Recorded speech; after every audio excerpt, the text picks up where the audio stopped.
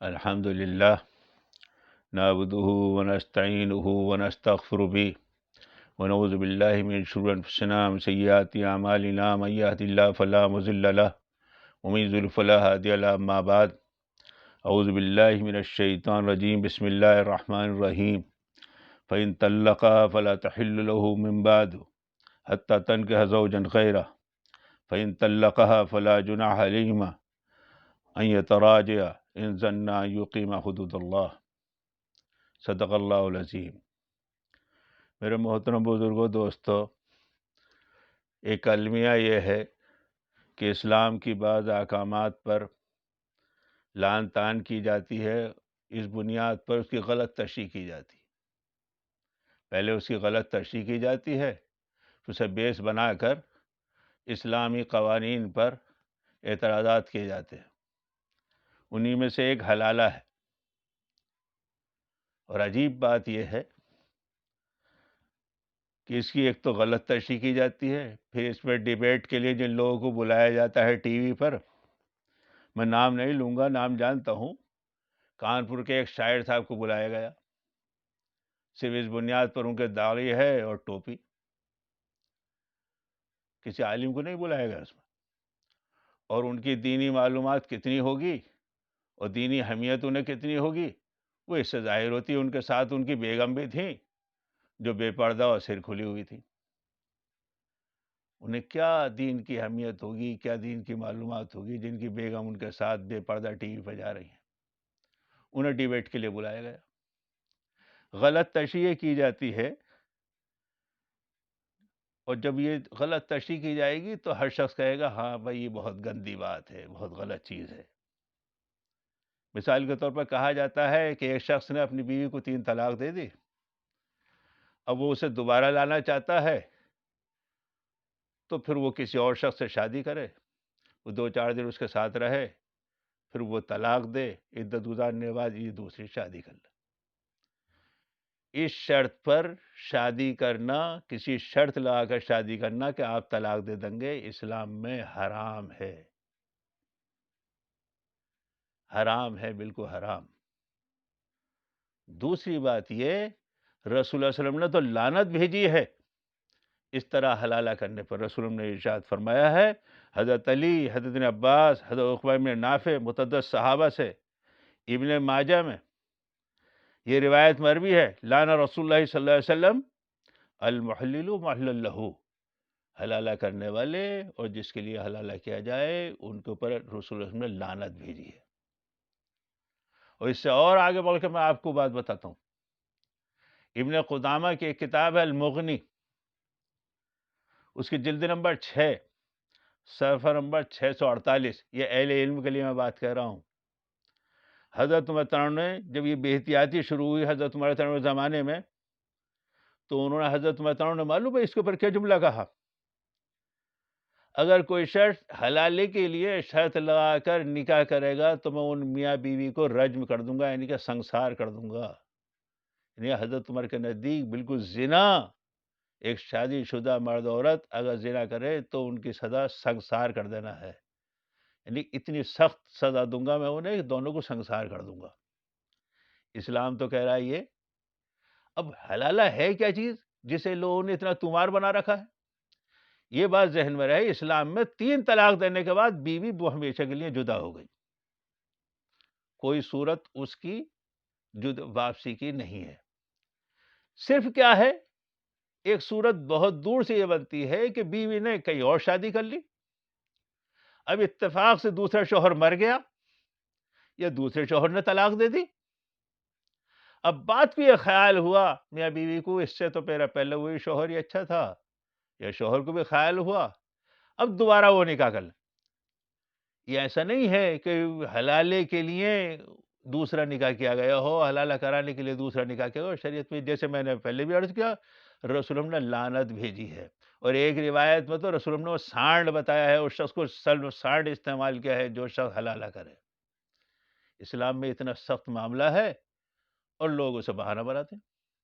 اصل میں مسئلہ کیا ہے، اعتراضات، میں پہلی بات عرض کر دوں، کسی ایمان والے کو تو اللہ اس کے رسول کے حکم کے بعد کسی بھی طرح کے اعتراض کی ضرورت نہیں ہے۔ نبی کے بہت سی لوگ کہتے صاحب ہماری سمجھ میں نہیں آتی، بھائی نبی کی تو ضرورت ہی وہاں پڑتی ہے جہاں ہماری سمجھ میں نہیں آئے۔ ایمان بالغیب کا مطلب یہ ہے نبی ایسی چیز بتائے جو ہم اپنے ظاہر سے نہیں دیکھ سکے، ایمان کا تو مطلب یہ ہے۔ میں آپ لوگوں سے اگر یہ کہوں کہ آپ لوگوں کا ایمان ہے کہ میں سر پہ پگڑی باندھے وہ ہوں، تو میرا سوال ہی غلط ہے، اور آپ کہیں گے ہاں ایمان ہے تو آپ کا جواب غلط ہے۔ یہ تو دیکھ رہا ہے، ظاہر ہے نا؟ اور اگر میں یہ کہوں آپ سے کہ آپ لوگوں کا ایمان ہے میرے جیب میں قلم ہے یا موبائل ہے، آپ میرے اوپر یقین کر کے کہ نہیں یہ مولانا ہے جھوٹ نہیں بولیں گے، ان کے جیب میں موبائل ہوگا جو آپ کو دیکھ نہیں رہا، اسے ایمان کہیں گے۔ نبی کی تو ضرورت ہی وہاں پڑتی ہے بھائی جہاں پر ہماری سمجھ میں نہیں آئے یا ہم نے دیکھا نہ ہو۔ اس کی ایک میں مثال دیتا ہوں۔ رسول ہم نے ایک یہودی سے ایک اونٹ خریدا، پیسے دیے اور لے کے چلنے لگے۔ یہودی نے کہا پیسے دیجیے۔ آپ صلی اللہ علیہ وسلم نے کہا ابھی تو بھائی پیسے دیے ہیں میں نے۔ انہوں نے نہیں، گواہ لے کر آئیے۔ حضور نے فرمایا کہ بھائی آپ تھے اور میں تھا، کوئی دوسرا آدمی تو تھا نہیں، میں گواہ کہاں سے لے کر آؤں، میں نے آپ کو پیسے دیے۔ انہوں نے نہیں گواہ لے کر آئیے، نہیں آپ نے پیسے نہیں دیے۔ حضور نے تیسری مرتبہ فرمایا میں نے آپ کو پیسے دیے ہیں۔ ایک صحابی آ رہے تھے دور سے، انہوں نے یہ کہتے ہوئے سنا رسول اللہ صلی اللہ علیہ وسلم کو کہ میں نے آپ کو پیسے دیے ہیں۔ وہ صحابی آ کے بولے میں گواہی دے رہا ہوں کہ انہوں نے آپ کو پیسے دیے۔ حضور صلی اللہ علیہ وسلم نے فرمایا بھائی آپ تو موجود نہیں تھے، آپ نے تو مجھے دیتے ہوئے نہیں دیکھا، آپ کیسے گواہی دے رہے ہیں؟ تو حضور صلی اللہ علیہ وسلم ان صحابی نے یہ کہا کیا آپ کے کہنے کے بعد بھی مجھے دیکھنے کی ضرورت ہے؟ تو میں نے تو عذاب قبر نہیں دیکھا، میں نے تو جنت کو نہیں دیکھا، میں نے تو دوزخ کو نہیں دیکھا، میں نے تو فرشتوں کو نہیں دیکھا، میں نے تو اللہ کو نہیں دیکھا، میں نے تو قیامت کو نہیں دیکھا۔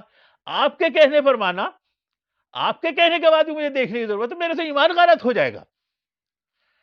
حضور صلی اللہ علیہ وسلم نے اس صحابی کا نام رکھا ذو شہادتین، نہیں کہ اگر کسی معاملے میں گواہی کی ضرورت ہوگی تو دو آدمی گواہی دیں گے، یہ صاحب ایسے ہیں کہ اگر یہ گواہی دیں گے تو ان کی ایک کی گواہی دو کی مانی جائے گی۔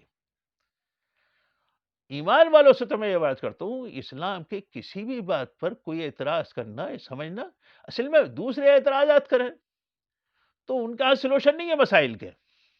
ان کا کوئی مسئلہ پیش آ جائے، ان کے ہاں تو اگر دوسری شادی کرنا پڑے تو ہیما مالنی اور سری دیوی کو مسلمان ہو کے شادی کرنی پڑے گی۔ ان کے ہاں سلوشن نہیں ہے مسئلے کا۔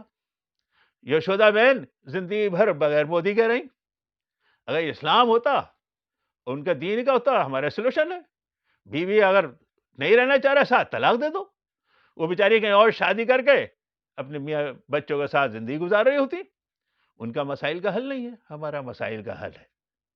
اس لیے یہ بات ذہن میں رہے، حلالے کا جو غلط مفہوم لوگوں کے درمیان میں مشہور ہو گیا ہے بالکل غلط ہے۔ اسلام میں 3 طلاق کے بعد کوئی گنجائش نہیں ہے۔ ہاں اتفاق یہ ہے کہ کہیں وہ شادی کر لے یا دوسرا شوہر مر جائے یا پھر طلاق ہو جائے پھر واپس آ جائے، اس میں شرط کی بالکل شرط رکھنا تو نکاح میں شرط لگانا حرام ہے، شرط لگا کر۔ ایک مفہوم اس طرح اسی سے عورتوں کو اعتراض ہوتا ہے صاحب ہمیں ہی کیوں استعمال کیا، وہ بیچاری یہ سمجھتی ہیں کہ ہمیں استعمال کرنے کے لیے ہمارا دوسرا نکاح کرایا جا رہا، تو ہاں واقعی یہ قابل اعتراض چیز ہے۔ اس مفہوم کو نہ سمجھنے کی وجہ سے عورتوں کو بھی اعتراض ہوتا ہے، غیروں کو بھی اعتراض ہوتا ہے۔ اسلام کی کوئی ایسی چیز ایسی نہیں ہے جو سمجھ میں سے بالا تر ہو۔ حلالے کا یہ مختصر مفہوم ہے کہ اتفاق یہ ہے کہ دوسرے سے شادی کر لے تو پھر وہ طلاق دے دے یا شوہر مر جائے تو پھر وہ پہلا نکاح ہو سکتا ہے۔ یہ بالکل 2 4 کی طرح باتیں ہیں جسے بڑا الجھایا جاتا ہے، ٹی وی ڈیبیٹ ہوتے ہیں، جاہل قسموں کو بلایا جاتا ہے، کسی عالم کو نہیں بلاتے تاکہ وہ اسے صاف صاف سمجھا دے۔ اللہ تعالی ہمیں سمجھ اور فہم نصیب فرمائے۔ اسلام کے ہر مسئلے پر، دین کے ہر مسئلے پر ہمیں صحیح دین کو قرآن و حدیث پر عمل کرنے کی توفیق نصیب فرمائے اور اسے دل و جان سے لگانے کی توفیق نصیب فرمائے۔ اللہ ہمیں اپنا ایمان سلامت رکھنے کی توفیق نصیب فرمائے۔ بہت سے لوگ اعتراضات کرتے ہیں، اس سلسلے میں نے یہ بات صفا کر دی۔ اللہ تعالی ہمیں سب کو سمجھ اور فہم نصیب فرمائے۔ وآخر دعوانا ان الحمدللہ رب العالمین۔